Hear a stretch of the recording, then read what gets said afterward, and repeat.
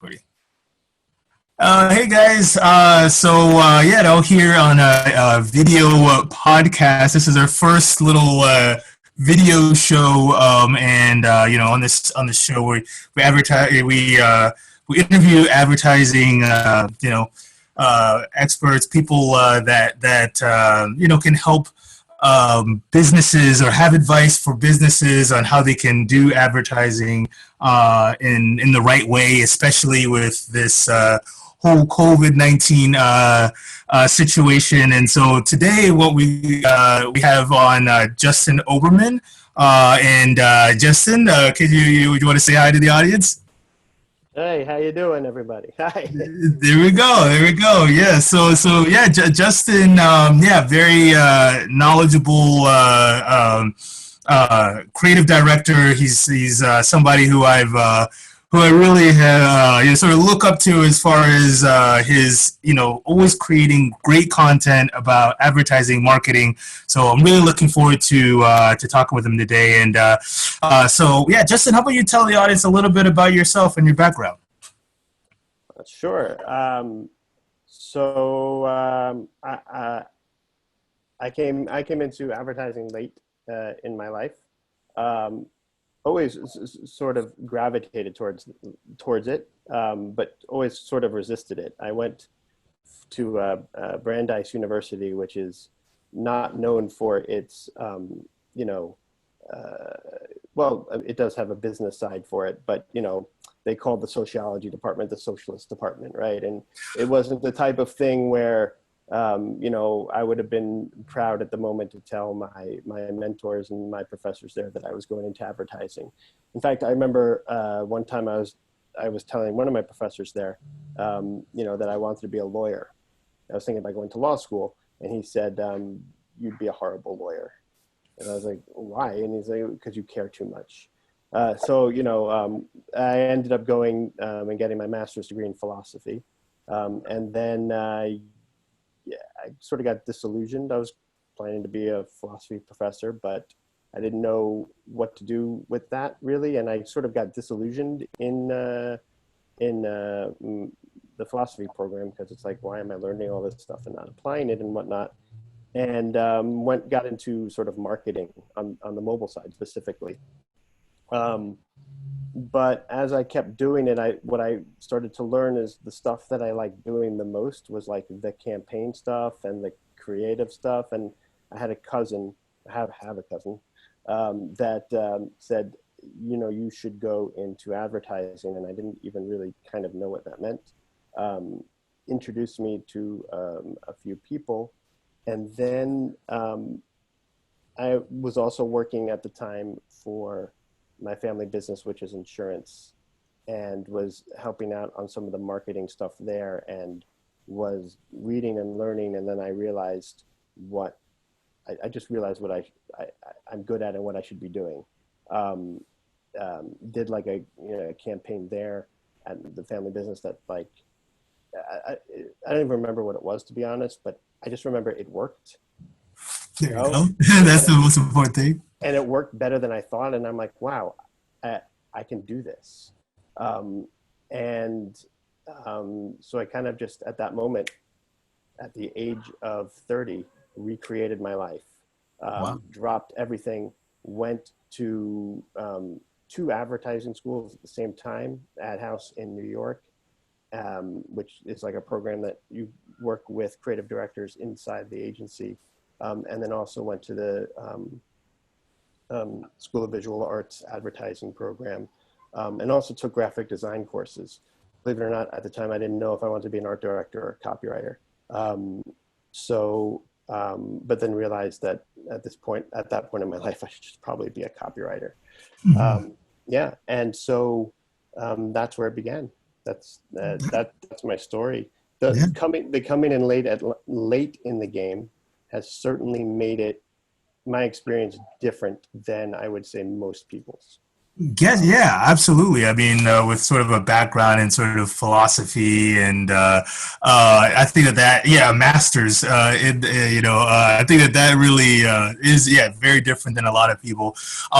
But let's talk about how advertising has changed with this whole, COVID-19 situation. How has we see a lot of different types of advertising being done, sort of why the change, and then how do businesses go about changing and making ads that are sort of empathetic, or sort of relevant in this sort of changing times that we live in now. I mean, it's a really good question. My first answer to that is the obvious one. I have no idea. Right. Time will tell. Mhm. These are uncertain times, and they, you know, uh, it, it, it, it's uncertain times, and to be able to answer that question is impossible. The one thing I do know is that eventually things will move in a direction, and whatever that direction is, it'll be a good one. The That's my first answer. Mhm. Mhm. So my first answer is I don't know. Mhm. Um, this My second answer is, as a, I guess, speaking from my sort of academic side of things, Mhm. that if the history of advertising, if you study the history of advertising going back to 1860s, it's kind of where it all began. Obviously there were ads before that, but where it really starts becoming like a business, and people are like thinking about things and copy and all this stuff. Mhm. You see that advertising is industry, like many things in life, it's a cyclical process. Mhm. Within that cycle, things happen. World War I, World War II, the Spanish Mhm. flu, Mhm. and you can just kind of look at what, different recessions, and you can go back, and you can, the Great Depression, and you can go back and you can look and see what was happening then. And it's not, the mediums change, but Mhm. the fear and mediums change, but the human conditions do not. Right. Um, so you can learn a good lesson from those. Um, can you, was your question more about like what is happening now, or Oh like? yeah, well, just how how businesses should be sort of advertising now, given the situation. We see now different ads being made. How can more businesses sort of create relevant ads, sort of during this time? I think looking at history is a good sort of thing to do. Look at what sort of ads or marketing campaign was done during those sort of times. Yeah, do you have anything sort of to add to that? How Yeah. So in terms of should is a powerful word. Sorry, I Mhm. slip into philosophical talk, right? Like Right, right, should right. should should is a powerful word. The Okay, one okay. thing the one thing that everyone should be doing is advertising. Hmm. Right? There's a saying that when times are good, you should advertise. When times are bad, you must advertise. And the depression, there's tons and tons of research on this in the 90s, 80s, 70s, 60s, just going back, about how during times of recessions, the companies that increased their advertising, maintained or even increased their advertising, um, not only made money during the recession, but after the recession was over, were leaps and bounds ahead of their competition. And the reasons for that are obvious. One, the instinct right now is, and I'm talking economically, not Right, for health reasons. The instinct right now is to cut your advertising budget, right? right, Um, and okay, well, if most people are doing that, then you shouldn't, because, right, right, people forget, they think that in advertising you're only competing against your competitors. No, you're not. You're competing against all the other advertisements out there for things that have nothing to do with your product. You're also competing with podcasts, and you're competing with Game of Thrones, and you're competing with Netflix, and you're competing with A Sunny Day, and you're competing with Grandma's birthday, and you're competing with all these things. You're competing with life, you know? And during a recession, things for most people, they get very sort of granular, right? And there's sort of less out there. So even if your advertising sucks, right? Like it's going to get noticed. You're going to get noticed more in a market where a lot of people are not doing things.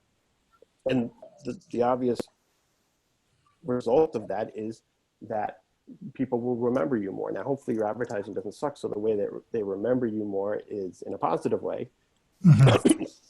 So that when things start picking up again, and people start advertising again, and life gets busy again, and the market gets, full of garbage again, people will remember that you were there. You were there during that time. And I'm not saying to make ads about being there, but you should, and I have my own opinion about that. You should be. Anyway, you'll be remembered afterwards. So it's no wonder that big, huge companies like P&G and all these places, they actually increase or maintain their ad budget during this time. So definitely the one thing that you should be doing is still advertising. And the perfect example of this is during the Depression. People forget that Disney started during the Great Depression. Right? Like, that's crazy. Yeah. And, and I'm not sure on the date on when Heinz Ketchup started, but one thing we do know is that Heinz Ketchup advertised a lot during the Great Depression. And what they would do is they were smart about it. They weren't like, we're here for you and this and that. Like I saw recently they made like a puzzle piece. Like that's like, I saw that too. It's brilliant. It's brilliant. Yeah, it is. Because it's part of their whole marketing thing about how like it's slow, and that's it's a whole different thing. But they, the ads during the Depression were very much about all like recipes, things that you can do with Heinz ketchup that you never thought about before, which was important because people got whatever food that they can get. Right. So they were like, recipes of putting ketchup on, like I think the idea of putting ketchup on eggs was made popular during, the Great Depression, like all these things. So Heinz ketchup, and the ads, I posted on LinkedIn recently a post about what I'm talking about right now, and with it, it had an ad from 1939, which was about the year that the Great Depression started ending. And there's a picture of like a cherub baby like celebrating, and it said 1939, like that, and it was like, thank you, it was the greatest sales year for Heinz ever. And I mean, like that's crazy because it's like the end of the Depression, right? And but there's a reason why I think like Heinz ketchup, and there are other examples of brands that did this during the Depression, but Heinz ketchup and Disney in particular, because during a Depression, people don't want to be reminded of their state. They don't want to actually watch these videos that are like, in these uncertain times. They actually don't want to watch that. And there's a reason why those got mocked like crazy. Like everyone, just the same music, the same this, the same that. It's very predictable. And I mean, I knew that that's what was going to happen. The minute I saw the first one, I'm like, oh, we're going to see a bunch of these. But people want to see things that are actually happy and funny. I saw like, I don't know if it was DDB or somebody, like the beer commercials that are coming out, or the beer videos or beer campaigns. They're like really funny, like, and they're on point, they're on message, they're not tone deaf, but they're very, they're very joyful and hopeful, and whatnot. So, that's really interesting because, that was going to be my next question was going to be, do you see, what are some examples of brands sort of doing this right? And so that was sort of like my next question, which you really sort of answered with the, Heinz ketchup and how they, did it in well in the Great Depression and how they're doing it now with the puzzles. And so, like that's the sort of the, example of brands doing it, entertaining and, advertising in a good way. What are your thoughts on, I know that there were some brands that had to pull their ads because they were maybe a bit too, they were, at least this is what I've heard, that they were, yeah, they were really kind of funny and more kind of like what they were, advertising was before. And then they, like, a lot of brands sort of like pulled their ads because they wanted to make it more, oh, we're here for you and all of those things. What are your thoughts on that as far as like brands that are, that have done now, they're like all shifted, a lot of them have sort of shifted into that, what you're saying is sort of the wrong thing, which is the trying to reminding people of their state, and what are your thoughts on that? I'm just curious. Well, I mean, I'm not saying that you have to be funny, right? Yeah. I'm saying people want to be sort of taken away from the current situation. Mm-hmm. And so that can be done in a lot of ways, right? It could be done with sadness, and it could be done with inspiration, and it could be done with obviously humor. Mm-hmm. I think that in the very beginning of this, when people were pulling their ads, not their ad budgets, but their Yeah. ads, Mm-hmm. obviously that's somewhat of a smart move, because you don't during times like this, like people are not, people are very reactionary, and it's just very Right. easy to be the brand that is, tone deaf or Right. whatnot. If a brand hadn't done it, do I think, unless like the ad was just completely offensive, not originally offensive, but if it was like, you know, um, if it had like a theme of death in it or something like that, Right. I would say that, it was probably a good idea to remove it. Yeah.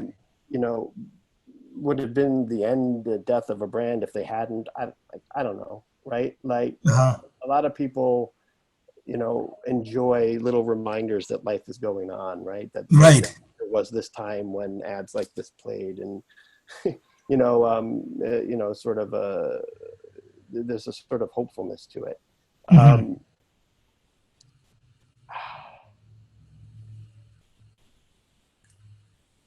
Yeah.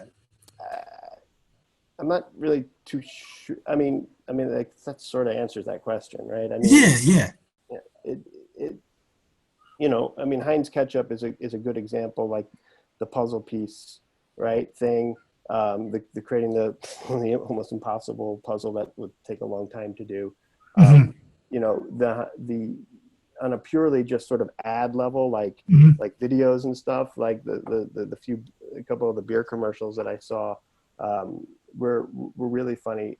Then there are a lot of, the obvious plays of brands like that are shifting and making respirators and whatnot, and Mm-hmm. obviously that's a fine line whether or not you talk about it or not. I think that's Mm-hmm. more a PR thing, where Mm-hmm. making a video about it might sound a little bit too uh, desperate. I mean, it all depends on the copywriter and the art director and how they're able to spin that Yeah. and do it with the message. Mm-hmm. A lot of other ones that I've seen, there's this sort of hashtag like act not ads, right? Okay. There you go. A lot of brands that are like stepping up and doing things. Right. Because I think that, if you can't go for the short sale right now, Mm-hmm. then you from what I said before, you at least have to stay in the minds of people. Right. So this is going to prove to a lot of people the importance of branding, right? Right. We've spent the past 10 years according right on schedule, right? To the cyclical way that the history of advertising goes. We spent the past 10 years in a data dump, right? Mm-hmm. Where everything was about recording and metrics and how much I can make right now, Mhm. you know, but they, um, you know, right before this happened, there was an interesting article, and I forgot what it was. I can't remember what it was, but it was, I can't remember like who wrote it, but it was about Old Navy. Okay. And it was citing, you know, about how in the past 10 years, we've been so focused on digital marketing. And, you know, when you create a Facebook ad, the Yeah. interesting thing about creating a Facebook ad is you have like these three choices of campaigns when you first begin. And on the left-hand side, it's like branding, awareness, blah, blah, blah. On the right-hand side, it's conversion. And most of the ads are done. I know because I've worked for different ad agencies. We're doing Facebook ads all the time. And it's always about conversion, conversion, conversion, immediate conversion. Mhm. Show me, I want this ad to be seen by the people that will buy right away, that will sign Right. up right away. Mhm. The problem with that is that, you know, yeah, you can do that, right? And according to Facebook, it'll work. But it's kind of, I mean, I read this article which explained it really well. It's kind of like handing out coupons for pizza for people that are already online for the pizza. Yeah. Like, you know, it's not, you know, Yeah. the article was, you know, it talked about some guy, somebody who met with the founders of Google when they were starting the whole Google ad thing, and he was listening to Sergey and you know, Larry talk about it, and then he said, "Can I curse on this podcast?" Yeah. Yeah. Go ahead. Yeah. Yeah. Yeah. And then he said, "You're fucking with the magic." Right? Wow. Okay. Because like that's not really like that is a part of advertising, but there's another part of advertising, which is Yeah. getting people to the pizza store, getting Right. who is in the mood for sushi to eat the pizza instead, who's Yeah. never eaten pizza before. You know, to go back to the 60s, it's getting Americans to it's turning an ugly German car built by Nazis into an American icon, You're right? right. Like Yeah. that's another part of advertising. One is not more important than the other. Right. They both need to go together. Um, and I know I'm digressing here, but this the way my mind's work. My mind Yeah. works. No. You Fine. go No. all the way back to you go way back even before the 60s into the Yeah. 20s, where you had these ad campaigns where they did their first like jingles and their first you know their first people that were sort of you know, like Happy Jim, I think it was called, or whatever, and I can't remember what it was trying to sell. And that's actually kind of an important point, uh, Yeah. because they did it so much, and these icons um, started becoming really famous. Um, you know, one of them was for the railroad company. Actually, it was written by, well, it was either written or influenced by Mark Twain. Mark Cool. Twain wrote an ad or something. But people like were quoting, like, you know, just like you see today, but sales kind of like were not moving, you Hmm. know, and so they switched from they sort of killed these people and then went into like the more hard sale approach, which then took off. Now, is it because the hard sell approach was the right way to do it, or was it right? Like, it's hard to tell. Like, how much did the branding help? Like, it was already in people's minds, Yeah. right? Hmm. So when they see it, even though they're not using those people anymore, so it's a balance. It all goes together. And Right. but when all you do is focus on one or the other, you end up in a lot of trouble. So going back to what I was saying before with Old Navy, right before all this started, there was a great article about it, about how Old Navy um, was switching and going back to doing some more brand advertising, because they had spent the past decade really just doing like the 10% off, 20% off, this, blah, blah, blah. Right. And then realized that no, it cheapens the brand. Yeah. And to be honest, when I read the article, it was probably the first time I thought about Old Navy in 10 years. Right. Like, I was like, oh yeah, Old Navy. Like, I didn't even know they existed anymore. I totally forgot about them. Right. And that's an important part of advertising. So during these times, during whatever's now and whatever's happening next, um, you know, which worries me and scares me, what's going to happen next. But Right. it's really important to, if you can afford to, Mhm. stay in the minds of people. And I would argue, and this is tough. I would argue, look, advertising is for your business. Advertising is your number one revenue maker. Mhm. Yeah, no, you're right. It's not making it's not it like it's where you make most of your money is by advertising, right? So if you can't afford to advertise, you might not have a business, like Mhm. or you got to think of get really, and that's the point. You just have to start getting really, really creative. Right. Like you can't do the unrisky stuff anymore. You Mm. got to do the risky stuff. Right. Right. Um, you're sort of forced into that, and you know, in the current ad agent advertising world, you're not going to find a lot of those people in the current system, Mhm. Yeah. right? Yeah. You're right. You're right. So it'll be interesting. Yeah, no, that I think that that will be interesting, and I think a lot of businesses will be looking to for freelance, kind of people not in agencies or not in the system, as you were saying, for creative directors that can sort of offer a new approach, and I think that there's a lot of yeah, there's a lot of creative directors that and a lot of people that businesses sort of can turn to take a risky approach to do something different. I think that businesses. I think that this is a time for like small businesses. We see a lot of businesses, a lot of big businesses.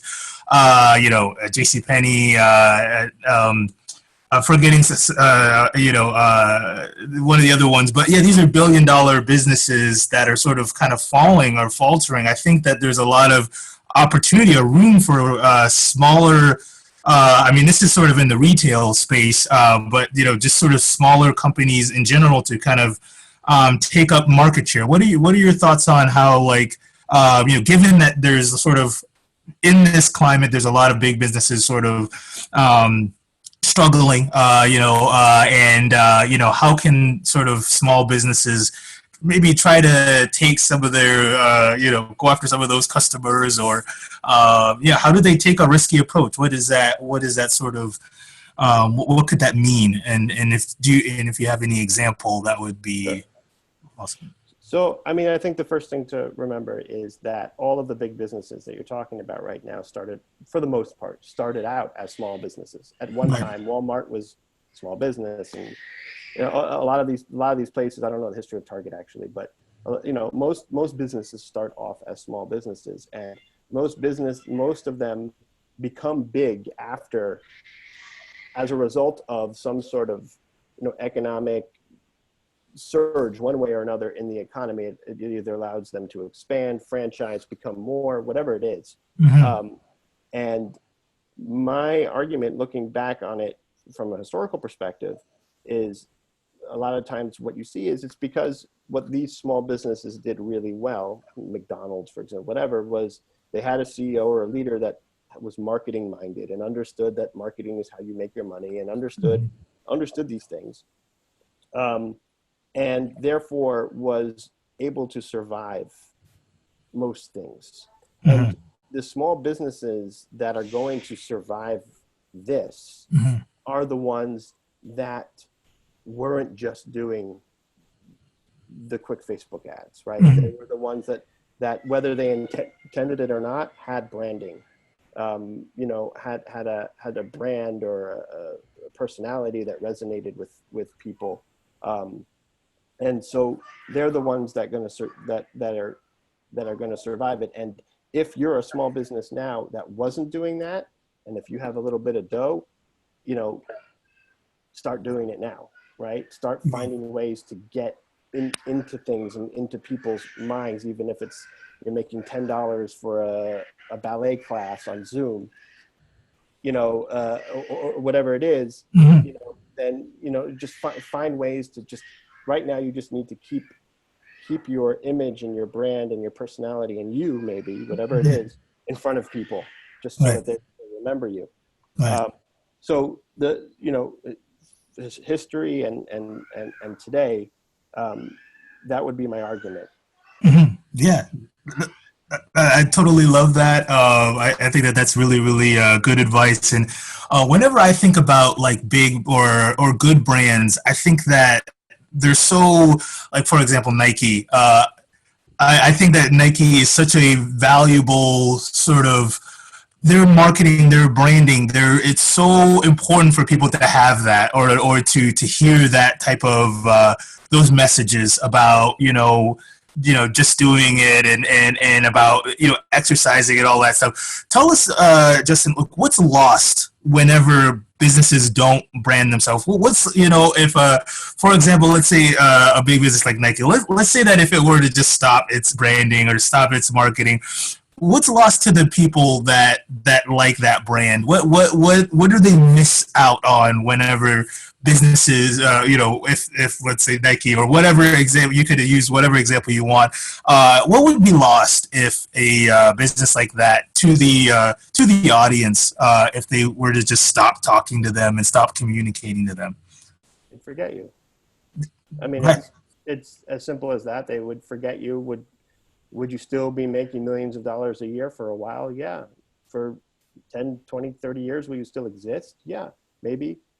Maybe not, actually, the way things move so fast these days. Mm-hmm. I remember there was reading somewhere, and it was a quote in the advertising concept book um, by Pete Barry, and I forget, I'm really bad at, I should try to remember names more, but Mm-hmm.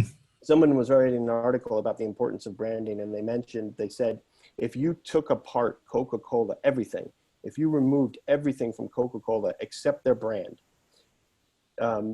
they would be able to rebuild the entire company in 5 years. Right. Right. Right? I Yeah. mean, Coca-Cola is sort of the perfect example. It's Yeah. also a really good example from a historical perspective because they were there from the very beginning. Mm-hmm. They launched when advertising started becoming a big thing. Coca-Cola, the first big ads to do anything were patent medicine ads. Okay. Like those, this will solve your rheumatism. And Yeah. believe it or not, they still exist today, right? You see them, Mm-hmm. you see these things all over the internet, these diet drugs and this or whatever. It's the same thing, just in a different way. Mm-hmm. But Coca-Cola was originally, it was born out of that. Right? That Yeah. Coca-Cola was originally the thing that had cocaine in it, and Yeah. it made you less tired, and it got rid of headaches, and it you can find patent medicine Coca-Cola ads, right? So they've been through almost the entire history. I mean, they were advertising during the Great Depression, and and that's where the whole Coke is refreshing because people needed a break during the depression. Like they Wow. were part of that. They understood better than anyone the importance of brand and keeping it alive and going through it. So to answer your question, I mean, the thing that would happen is what I said with Old Navy. You will be forgotten. You'll be confined. And again, I'm not saying to not do the other stuff. Yeah. I'm not saying to not do the direct marketing and the mail market and marketing and the mailers and the 10% off and the coupons. By the way, with coupons, or sorry, it's not coupons, like on the internet now, it's a click, right? Yeah. It doesn't always have to be 20% off. It doesn't always have to be 10% off, right? Mm-hmm. One person who was really good at sort of taking both worlds and putting them together was Howard Gossage, right? Who Yeah. invented interactive advertising back when there were no computers, when it was just print ads. Mm-hmm. And he would create these ads that looked like, had the image here and the headline here and the copy here and then a coupon. But the coupon would always be, it wasn't always just for like a free sample. If it was for a free sample, it was for some weird free sample, or it was like to just tell us what you think, or it was, like it was always asked for something weird or this, and people did it. Like they cut this thing out and they mailed it, and I've been thinking a lot about him lately and his style of advertising, because what he would do, right, is he would create one ad, and then and he'd have like this interactive part of it, and he would see how people would react to it, Hmm. and then he would create another ad based on that, on the reaction, Yeah. right? And he would just like, back then it was slowly, one at a time. Right. Nowadays you can do this super super fast, Right. right? You can like, and in a way maybe that is just what social media is, right? It's back and forth, but there Hmm. is an advertising element that you still need to do, right? Hmm. There's, you still need to create an ad that everybody will see, that is one message to all people, and then of course you can hyper focus ads into different things. Hmm. That's an obvious thing, but people also like to have a shared experience about something. Right. I'll give you a really good example. A Hmm. really good example is, I did work once in-house for a company called Layrite, and it's a male grooming. It's a pomade, beard oil, Okay. etc. And we were selling. We just launched the beard oil, and it was a very unique type of beard oil. It was in a tube, and it wasn't like oily, and it was a kind of like a little thick. So it really, anyway, I'm not going to get it. It really Yeah. got into it, but I still use it today. It's really great. Cool. And we just launched the beard oil, and then at the same time the pomade cans came in these giant like 4-ounce cans, Hmm. right? And we also had like the little versions of it, which were that we usually used for like samples to give to barbers and Yeah. whatnot. Um, and we had, let's just say, an influx of them. We Yeah. had a lot of them. Right. So the idea came, it's like, well, we can turn these into travel sizes. So I started doing some research online, and what I learned is I kept seeing that the big cans, people were getting confiscated, like they were getting Yeah. confiscated at the airport, Right. right? So what I did I reached out to, I would go on Twitter and I'd find somebody who had they were like, oh, my Layrite got confiscated at the airport. And and it was on Twitter, and I would reach out to them. It was either Instagram or Twitter. Most of these things happen on Twitter. I would reach out to them from the Layrite handle and Hmm. say, and said, so sorry to hear that. Give me the address of where you're going, or if you're going home, give me your address, and we'll send you another one as well as a travel size. But like, Cool. if you're gonna have travel again, let me know. We'll send you a travel size so that when you fly back, it's not confiscated. But we'll Yeah. also send a big one to your home. Like, send us both. You know what I mean? Like, Yeah. Yeah. I, Yeah. That's I, awesome. I conversed with it, and the responses were always the same. It was like, are you serious? Right. Customer for life, blah blah blah. And what I ended up doing was taking these moments or whatever, and turning them into like an ad, Okay. banner ads, Yeah. Facebook ad, turning them into a little video, Right. right? And then that said, get your travel size pomades. And went to the website, and we put them on there, and there people started buying them, right? Right. Like, Right. don't get it confiscated at the airport and whatnot. So, I mean, it's not exactly what I was saying about, creating an ad, getting the response, creating another one, getting the response, but it's the same sort of mentality. There's an old school philosophy of advertising that says that, you should never make an ad should never be repeated, Okay. Uh-huh. right? That advertising should be like reporting the news, Wow. right? It's a very old school Yeah. way, and it tends to fall into the hard sell approach of advertising. All this stuff is garbage. Hmm. These divisions, but it's sort of an interesting approach, and one that I've been thinking a lot more of. Given the circumstances, I wonder what that type of advertising would do. And of course, people say, "Well, that's content advertising," and I would say, "Well, you think that's new? Obviously, it's not. I'm telling you that Right. it's. I mean, It's advertising. this argument that I just said about how the news advertising should be like reporting the news goes back to 1890, right? Yeah. But then also when radio first came out, all of the top radio shows were not done by NBC and CBS. They were done by the ad agencies under a Wow. sponsor name, right? Uh-huh.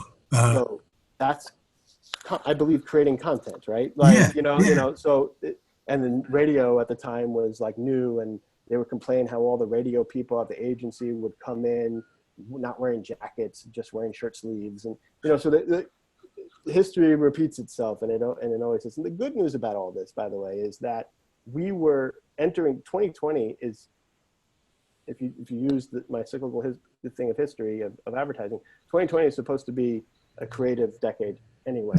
Okay. So, and we definitely we're beginning to see that, right? Right. The more and more reports coming out about how digital advertising is ineffective and the downfalls of it, and more people speaking out against data. And I don't like that stuff either, right? Like, 'cause it's not, like I said, it's not one way or the other. But yeah, you have to. Yeah, so I've been thinking a lot about these different approaches, today, because you gotta look at, you gotta find different ways to do things, and it's never about finding.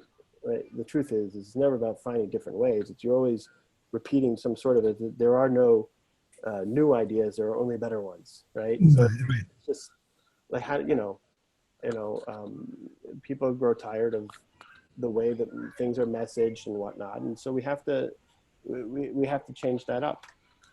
And I love it. I think that, again, looking at history, I like how you have that approach of looking at history and things going in cycles, and that insight about how advertising should be like the news and reporting the news. That's so interesting to me. It's interesting. I'm not saying like that. I know it doesn't have to. It should always be. And I think this is a very important point, because a lot of people mistaken me, and they say, "Oh, I'm an advertising history buff, and you can't, don't go. You think that I'm trying to always bring things back to the way they were."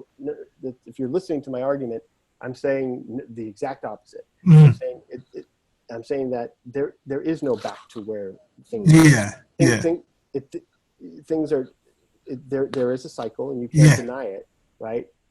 I think to be conscious of that cycle is a good thing, because it allows you to predict certain things about culture and where things are moving, from a business perspective and whatnot. But the reason why I studied a lot of the history is because I'm usually very much the person that ignores it. Mm-hmm. Very much person like, to quote Bill Bernbach, like, let's don't fill your brain up with preconceived notions and the way things were done before and whatnot. Just worry about creating new paths and approach, and that, for me, that's what I do. Yeah. When I'm actually creating an ad, or at least I try to do, right? Yeah. Is when I'm creating an ad, I'm generally not thinking about this stuff at all. Right. Now I might get inspired by something that's there, right? But I'm not like, well, this has to be in this, you direct marketing, and so I must do it in the blah, blah, blah. That's not the point of what I'm trying to say here. There's no problem in knowing this stuff and what's worked before, but by all means, do not let it shape,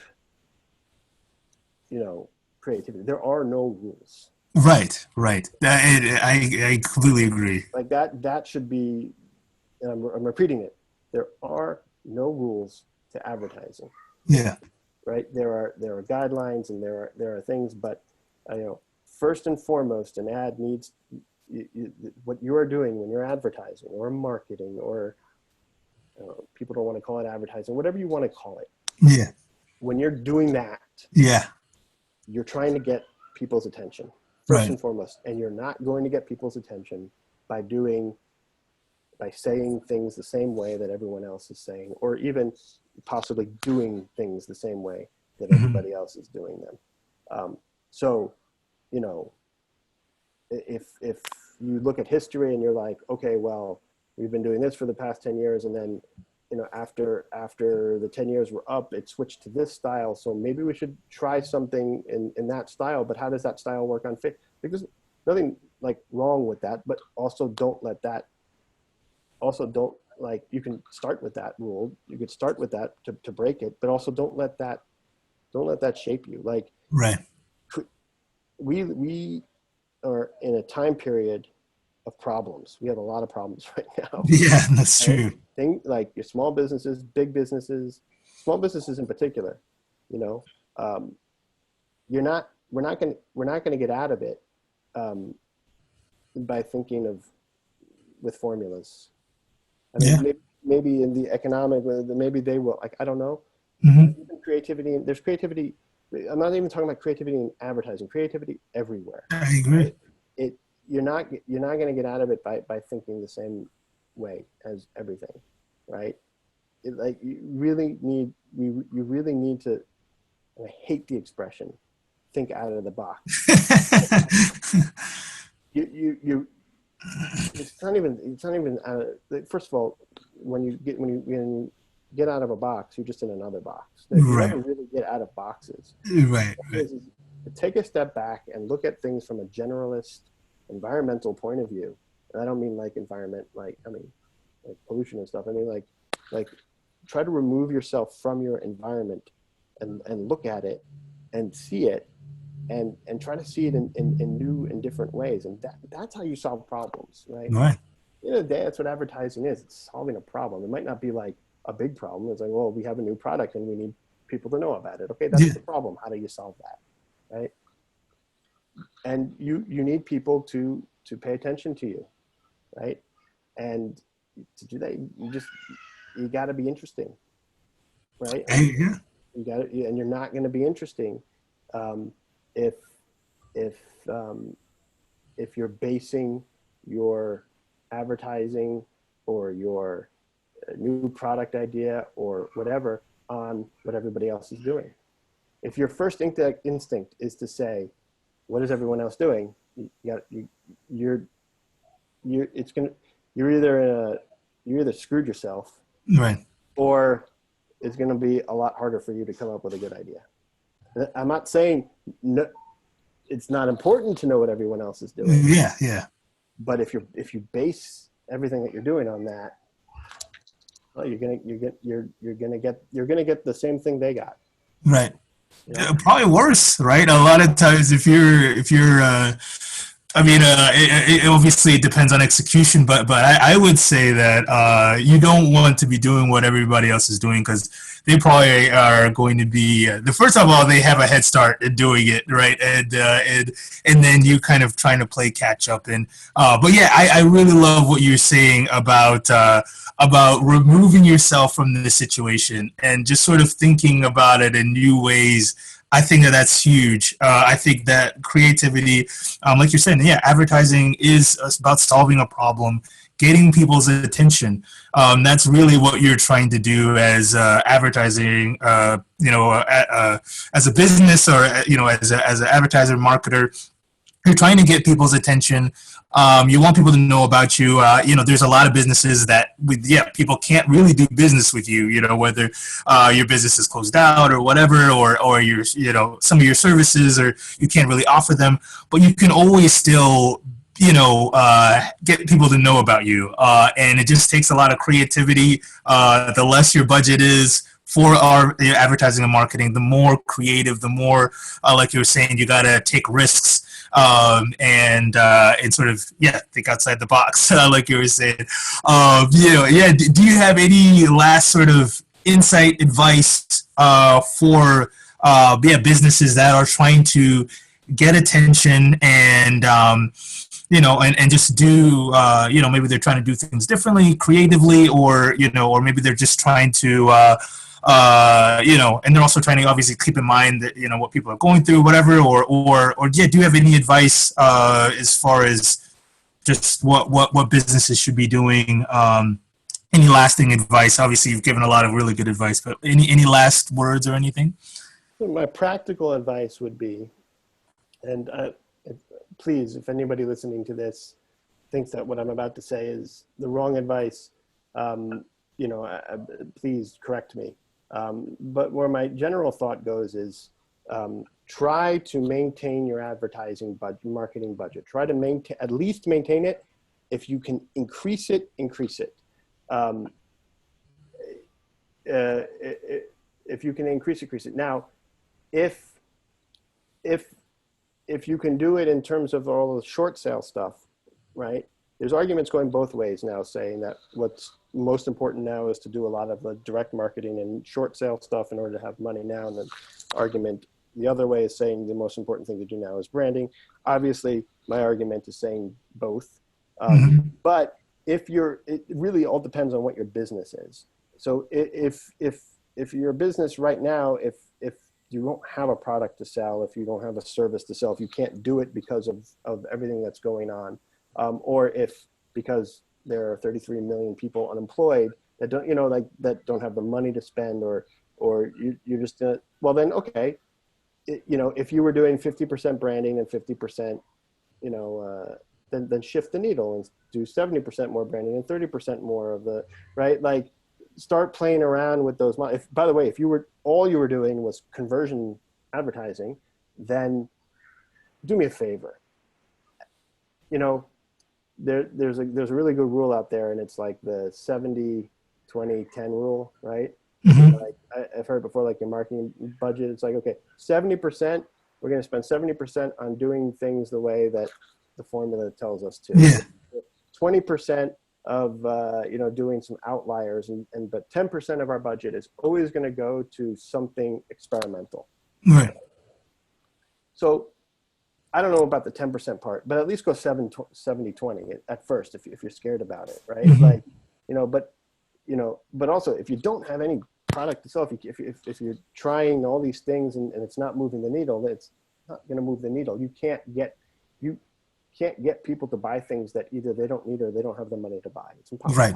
Yeah. Right. So, then you need to shift into branding and find a way to get people. You need to get those cold people. Right.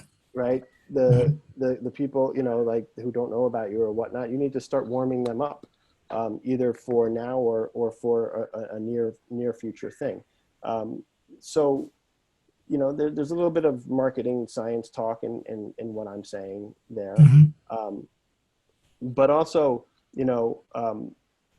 you're in an environment now where, most advertisers would kill. I don't want to use the word kill, but for a captive audience, right? Captive audience is right. That's sort of, an advertiser's dream, right? Right.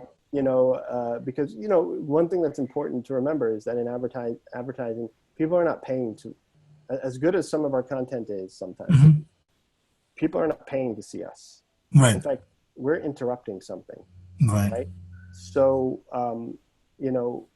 you have a captive audience now. So, make it good, cheer people up. Right. Like make people feel good, or feel happy and whatnot. People a lot of times that there's a school of thought in advertising that, not every ad has to be creative. In fact, you can see for yourself that sometimes a very non-creative ad or a non-original ad will perform better than an original ad, right? But also, by the way, an original ad will perform the same as a non-original ad or a non-creative ad. The question is, so obviously creating the non-creative ad is a lot easier. So maybe the ROI is, a little bit, both financially and mentally and time-wise is probably a little bit better. So the argument is well, if ads don't need to be creative, then why how do you answer that? And what's the importance? The first answer to that is what I was saying before about branding, right?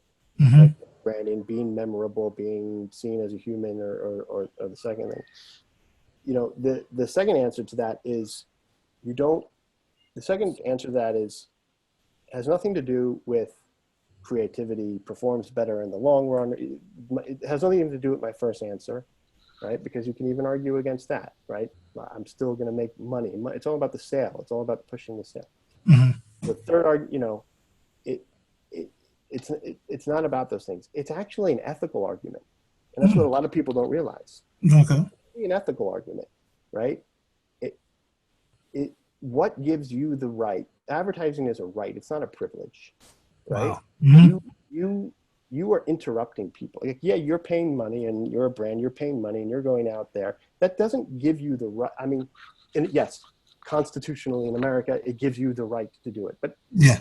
ethically, it doesn't give you the right to be an annoying person, Right. to be an annoying brand, or to bother people or to annoy people. Like, like it, like you is that the brand or the type of person? It's like all you care about is money. Then I'm not going to get through to you, and you're going to do it anyway. But if you don't want to be that person, there are other ways. And yeah, it takes a little bit more work to be a nice person, but that's like life, right? And your brand is a person, right?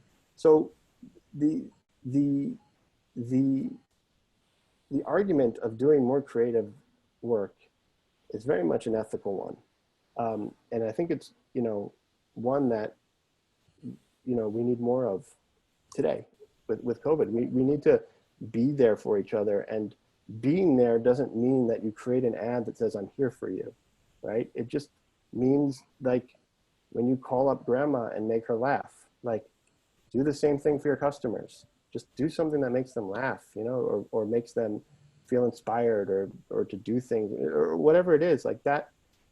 That's the argument of why of doing more creative work. So that's probably a nice little lesson for Yeah. No, I agree. and one that you don't hear that much. It surprises it. Sometimes it really surprises me, and I'm not trying to end things on a political note. Yeah. But it surprises me sometimes that the advertising industry is obviously, usually the people that work in advertising are, left of center, right? Right. Liberal, leftist, whatever you want to call it. Yeah. And it surprises me sometimes how these people who have the same, sort of, the mentality, and we should all be there for each other, and we should help the environment. I'm not saying these in sarcastic ways. I'm just, all these great things, great ideals, Right. about making the world, a better place, to be cliche about it. But then when it comes to doing like advertising, they have zero problem with just putting the most boring trash out there. Right. Right. They have zero problem with the fact that they're literally polluting the airwaves, or they're polluting social networks. Zero problem, because they're like, well, they're at work, and if you look at the data, blah, blah, blah, they want to, if they look at the data and they see these things, and they don't realize that sometimes they're creating, like, they're sort of going against their own ethics. Right. To a Right. certain extent, right? Yeah. Like they're being a little bit hypocritical, sometimes. Yeah. Yeah. And so sometimes it surprises me. And it surprises me that you don't hear the ethical debate of advertising too much. And by that, I don't mean, a lot of times when I say that, people are like, what do you mean? Apple does they sponsor the gay pride parade. They made that video. And I'm not talking about being associated with a cause. I'm just talking about doing good advertising, creative advertising. Yeah. Right? Yeah, right. No, I love what you said about a brand being a person, and I think that right now is the type of brands to be personable and to really connect and to, like, try to make your customers laugh, try to inspire them, make and again, you can do that in interesting ways. You don't have to do it like how everybody else is doing it.